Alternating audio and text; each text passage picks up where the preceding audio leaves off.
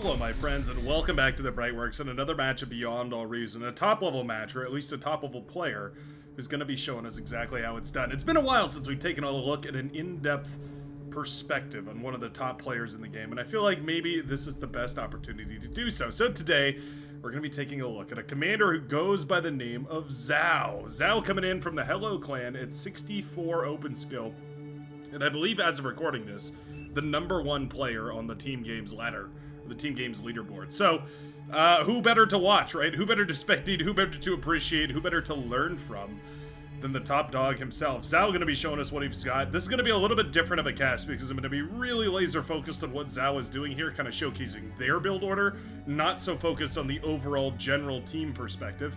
But of course we will zoom out to kind of give context for the match. But let me know which kind of style you prefer. I like to do these every once in a while. Sometimes I'll do them with my own gameplay. Sometimes I find that people they find it useful to have my own perspective on what exactly I'm thinking when I'm playing a game.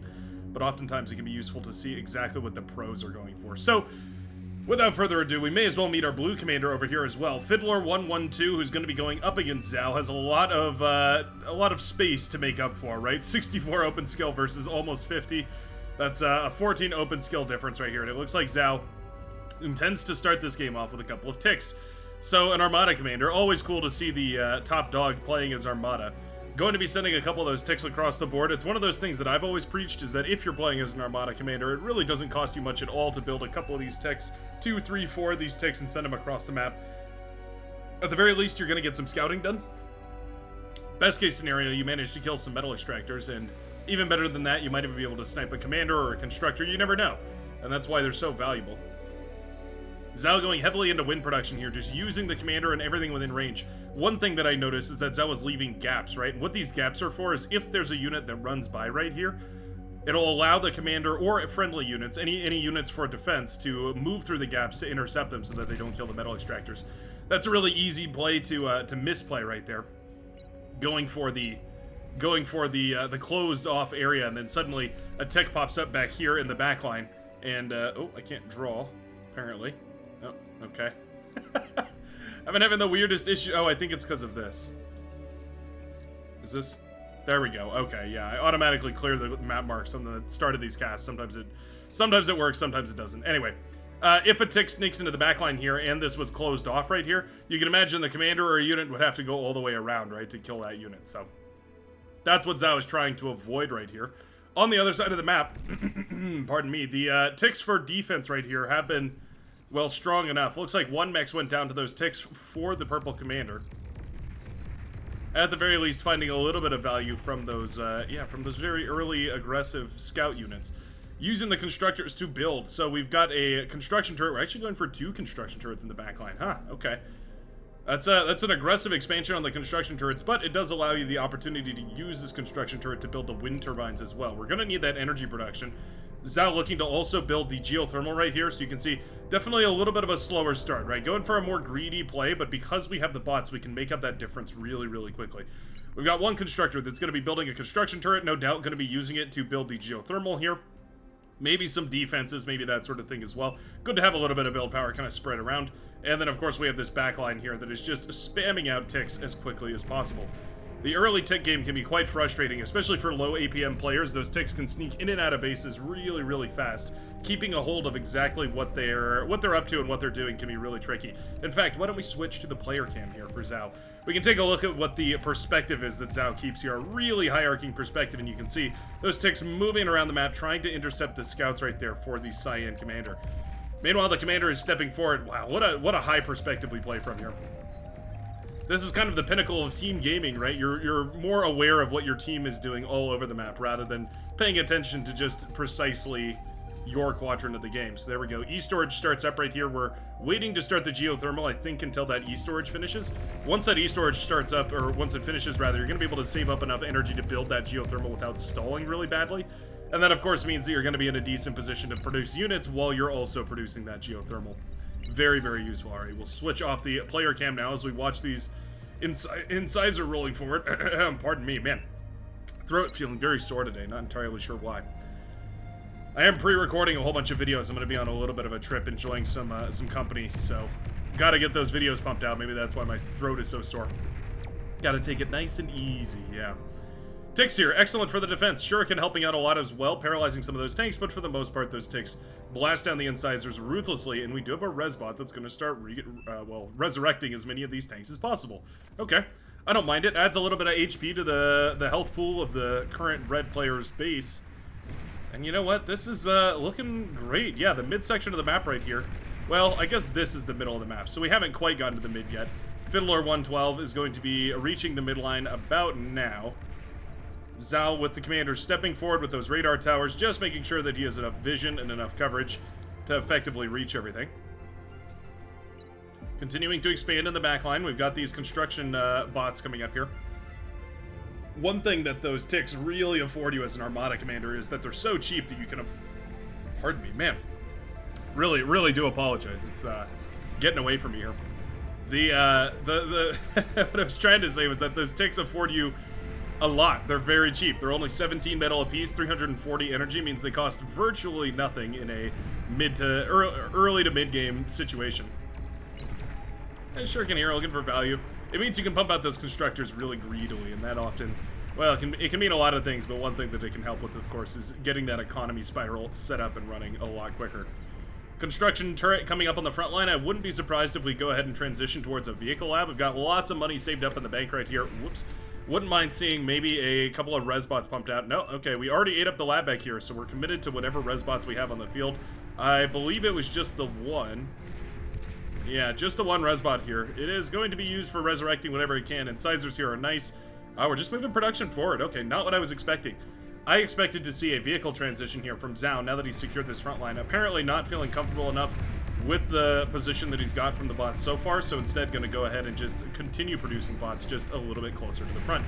Trying to leverage that defender's advantage to the front lines, right? Turn it into an offensive advantage. Now pumping out Rocketeers.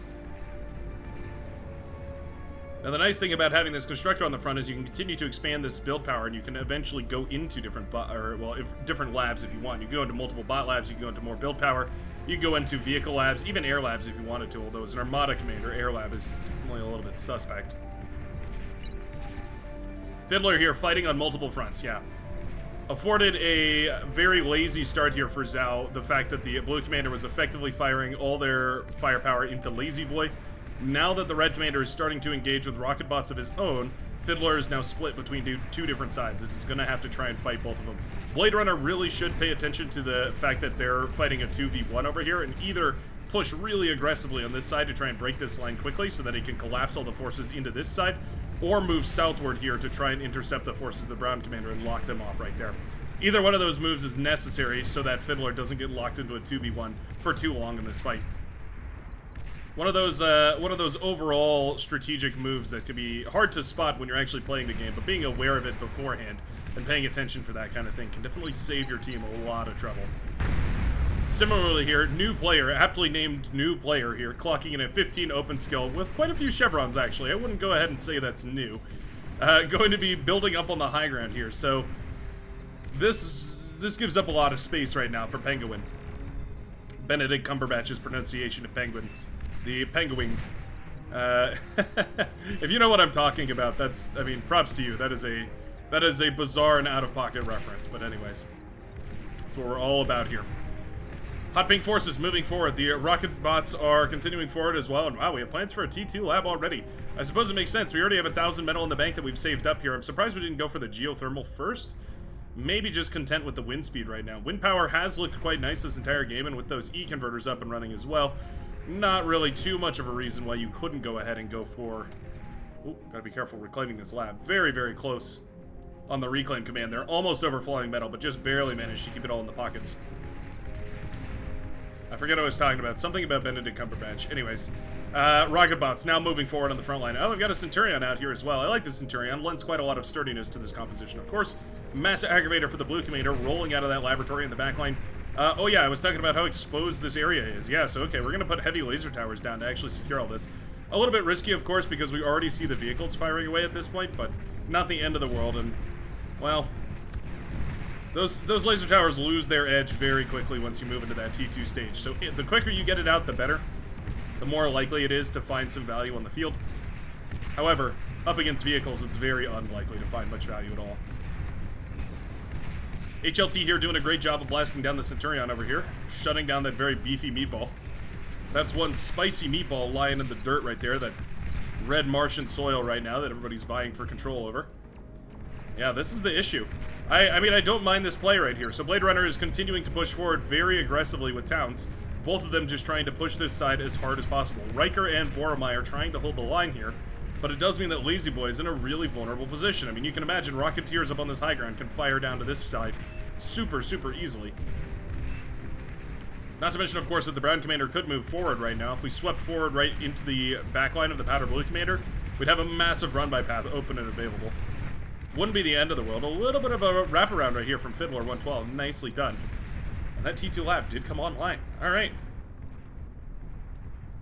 The T1 transports here handed over to transport some of these T2 constructors back. We're going to tap the advanced geo here to try and get that AGO nicely set up. It's going to come up pretty slowly here for a single construction tower and a single construction butt. But of course, 2 or 3 minutes down the line, that'll be up and running and it'll be doing lovely work. Rocket Spiders now moving out of the lab. Recluses, they are called. Dangerous against a T1 army. Very, very dangerous against a T1 army. Wouldn't mind seeing some of these T1 removed from the comp here and just instead recycled into T2 units. Since you're going for Rocket Spiders anyway, going for some of those, going for some of those aggravators into Rocket Spiders wouldn't be the worst idea. I'm not sure where these actually came from. Maybe they were handed over from the Hot Pink Commander. Somehow or another, the Red Commander, who is Armada, ended up with a whole bunch of aggravators.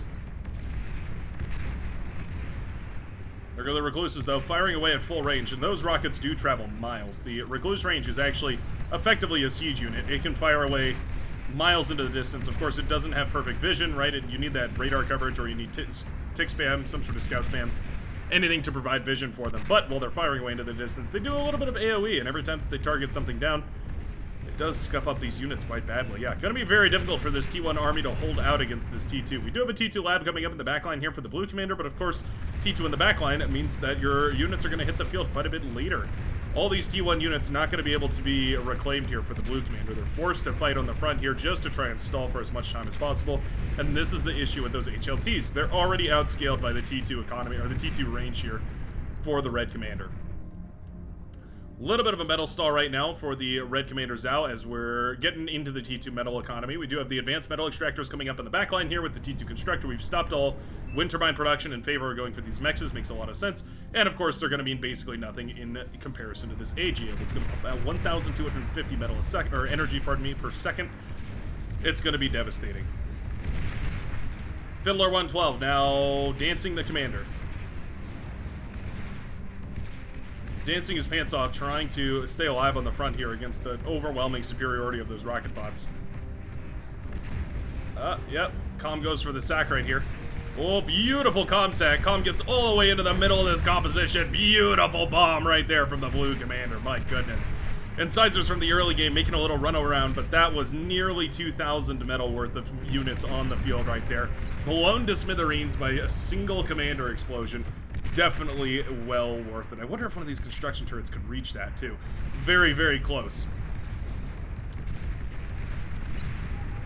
With a nice push here on the southern side, it looks like Joysko and the Orange Commander Protato are doing a great job holding the lines down here. I see medium tanks rolling out. New player has managed to clear this base quite nicely. Yeah, Wolverine, quite good. That's the thing. They're better than all the static defenses. They will outrange them all. T2 Constructor stepping forward. I wonder what we're going for. Maybe going to put a Pitbull or something down.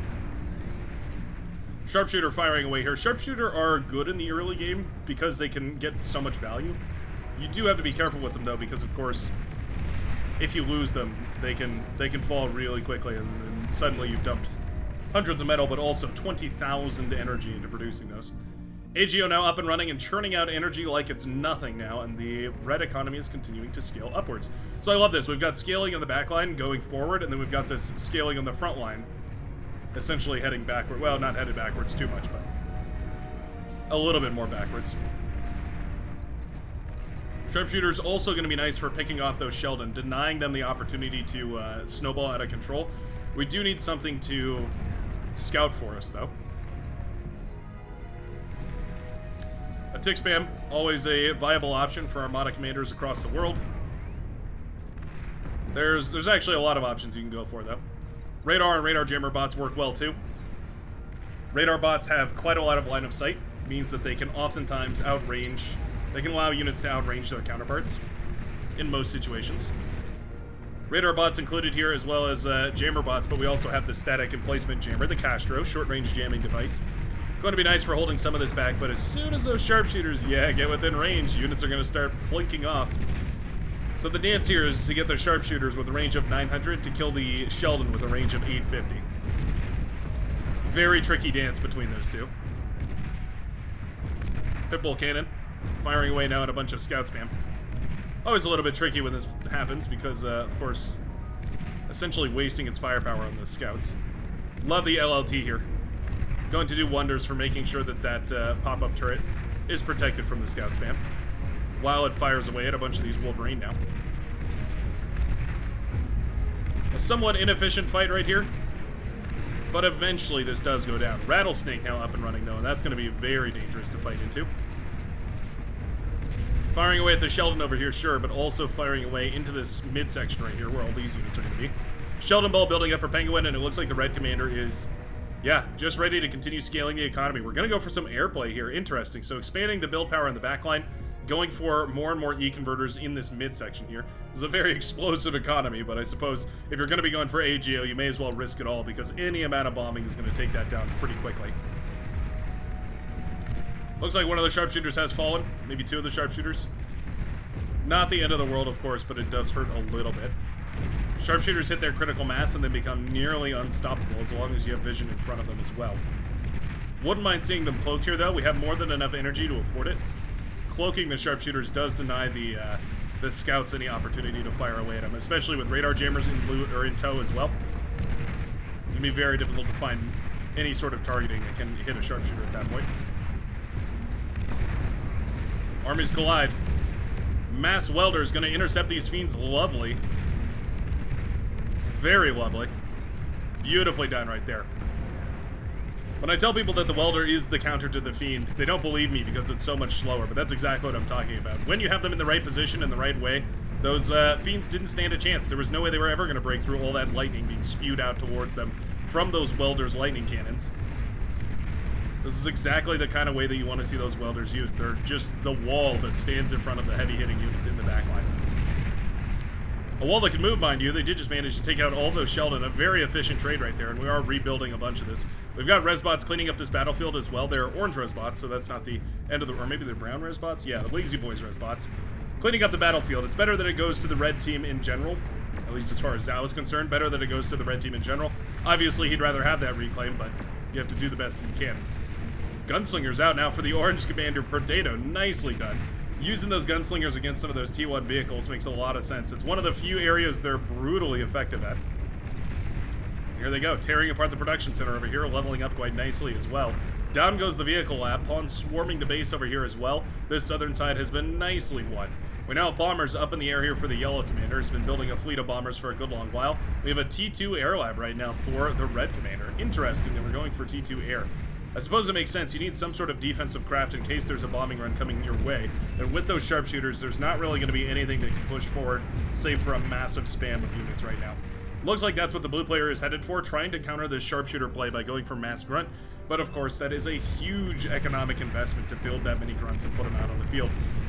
An investment that sharpshooters are pretty quick to dismantle, and especially if there's a couple of those lightning sluggers, the welders out there, it's going to be even harder.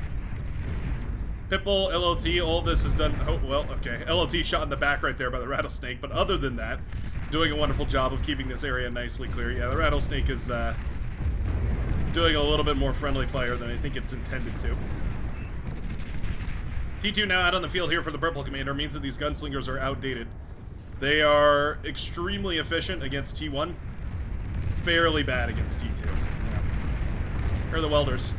Yeah, cleaning this up nicely. The Rattlesnakes here doing so much damage to their own forces. Very hard for these sharpshooters to... Very hard for the blue players to pounce on top of this sharpshooter, though. Persecutor is caught just as it finishes up. Means the wreckage will stay, but it also means that it will go down immediately. Doesn't find any value, and now these sharpshooter are free to continue pushing forward. Good luck, have fun, cries the blue commander. Taps out of the game at this point after being thoroughly overwhelmed. The cyan commander taking over this base here while building a T3 production facility. We've got a single fusion reactor up for the cyan commander on the northern facility. We've now got the AGO and the regular fusion. If we cut all production right now, we might be able to get that T3 up and running in time. Wasps here, gunships to save the day. Blasting down those Sheldon. It's the one thing that's hard to beat is air, but we do have an air force. A couple of fighters available for the red commander. Wouldn't mind seeing maybe a few of them used to just go ahead and clear out some of the airspace here. Platypus instead. Okay, interesting. Platypus do have a light anti-air missile, so technically a decent choice here. There we go. The boys are pulled though, and the fighters do engage. This is a mixed T1, T2 Air Force right now for the Seafoam Green Commander. Means that these fighters are going to trade decently. Not perfectly, but decently. Eventually overwhelming the Air Forces of the Red Commander, the meager Air Forces. Mostly just defensive Air Forces. T3 Lab up and running. Houndball on the southern side looking quite dangerous right now. What are we going for as far as economy goes? We really haven't expanded the economy much at all. Yeah. The Red Commander just going for those T2 mexes and then kind of leaving it there as is. Eager to push this game into a win rather than keep aggressing forward. Those T3 units are going to be a pain though. Yeah, we need some sort of heavier investment, I think. Here we go. Finding some value, the Platypus running around here. So strange to see Platypus on a map with absolutely no water. Well, there they go, finding their way towards an AGO. Boom goes the geothermal right there for Blade Runner.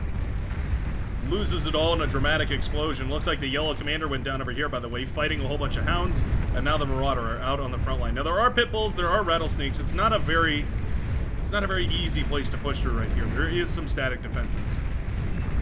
However, they only work when they hit, right? Rattlesnake having a really hard time colliding with those Marauder over here. Econ that was reclaiming from the front line here, definitely getting its value's worth, but will be shot down by the backpack anti-air missiles on those Marauders. We need some sort of T3 answer to this dilemma here. We start up a fusion reactor, okay. Frontline fusion reactor, we're not even going for the cloaked one. Zhao apparently confident in his, apparently confident in his positioning on this front line. I suppose with all the static defenses and with some of those heavy-hitting T2 coming out, it's fair enough. Sheldon Ball has finally built up to enough numbers now that it could counter the Sheldon push, or pardon me, the Hound push on the southern side from the purple and green commanders. Means that with those Hounds going down, these Sheldon are now going to overwhelm this basis. We also had a massive economic investment, right? We have all these bombers and all these fusion reactors and loads of fiends being spammed out at the moment. Means that once the yellow commander gets their production back underway, this is going to look quite lovely. Zhao taking it very easy right now. Just going at some more energy, making sure to continue expanding that economy right here while the game situation allows for it. Abductor coming out here. Okay, nicely done. Abductor with their recent nerf are a little bit worse, but still not terrible. They're essentially even more of a single target unit than they were before. You can see that they blast down a single unit with EMP quite effectively here. I feel like targeting preference should be exactly the opposite for abductors and other EMP units. Like, they should they should paralyze the high health units, you know what I mean? Most units will prioritize low health units to try and shut down to try and kill the lowest health units first, right? Remove the snowballing effect. That means EMP units are wasting their blast on low health units that are going to die anyways. I don't know. Maybe there should be a preference for a tweak for, not a tweak for that, what is it called? A setting for that. Well, Penguin getting shot in the face. A little bit of friendly fire right there from the rattlesnake. Nothing you can really do about that. Just a issue of the way that the AI works. Nice abductor switch here, yeah. If you're playing as an Armada commander, I feel like it's always worthwhile to try and go for some of those abductor. 9,000 metal in the bank right now, and it looks like the red commander is eager to use it to step up into a T3 late game. Towns calls the resign vote, though. That's the cyan commander. Overwhelmed on the southern side right here is the blue team. Losing their blue player means losing loads of APM as well. Trying to manage multiple different front lines all at the same time, especially against their top tier player, especially against the top tier player. I don't doubt, I don't judge towns for throwing in the towel at this point. This is a very stressful, high stress game to try and fight right here. Despite that push on the northern side, yeah, being deflected very nicely, very casually by the red commander. Wow, going into a Titan first. My goodness. What an investment right there. Yeah, Zhao planning to end this game with a Titan, but it won't matter as the towel is thrown. The blue team eventually gives way to the might of the red. A beautiful look at some absolute top-tier gameplay, some top-notch, what it looks like to be #1 on the leaderboard. Apparently, it revolves a lot around spamming out ticks and setting up those static defenses. Some beautiful stuff, and especially some wonderful eco-scaling. I always love to see it. Thanks a ton for watching, and I sure hope you enjoyed it, and I will see you in the very next game of Beyond All Reason.